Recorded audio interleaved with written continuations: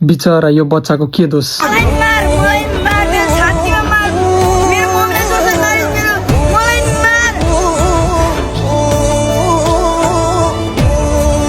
चिताउनु भएको इन्सिडेन्ट रहेछ हैन। बिचरा बाबु चाहिँ अहिले आफ्नो मम्मीको लागि न्याय माग्दैछ है। घटना चाहिँ के भएको रहेछ भने मम्मीको चाहिँ नि अपरेसन गरेर बच्चालाई चाहिँ जीवितै सकुशल बच्चा चाहिँ जीवित भयो भने यहाँको हस्पिटलको चाहिँ नि हेलचेक्राइले गर्दा बिचरा बाबुको मम्मीको चाहिँ डेड भएको रहेछ। अहिले चाहिँ त्यस हस्पिटल वरिपरि चाहिँ सबैजनाले आन्दोलन गरेर उहाँ सिस्टरको चाहिँ जस्टिसको लागि चाहिँ त्यस हस्पिटललाई चाहिँ पुरै घेरिरहेको रहेछ हैन। हेर्नुहोस् त कति दुःखद कुरा छ क्या हैन। बिचरा एउटा सानो बाबुको त्यो मेन्टालिटीमा कति इफेक्ट पर्यो होला, कति पर्छ होला। एउटा हस्पिटल जस्तो चाहिँ नि संवेदनशील ठाउँ भनेको हैन, त्यहाँ त मान्छे सुरक्षित हुनुपर्ने होइन र। यो त एकदमै गम्भीर विषय हो क्या हैन। भोलिको दिनमा चाहिँ नि हजारौँ छोरीचेलीहरूले नि यसरी नै त्यो हस्पिटलको हेलचेक्राले ज्यान गुमाउन बाध्य भयो भने हैन साध्य हुन्छ, हुँदैन नि त।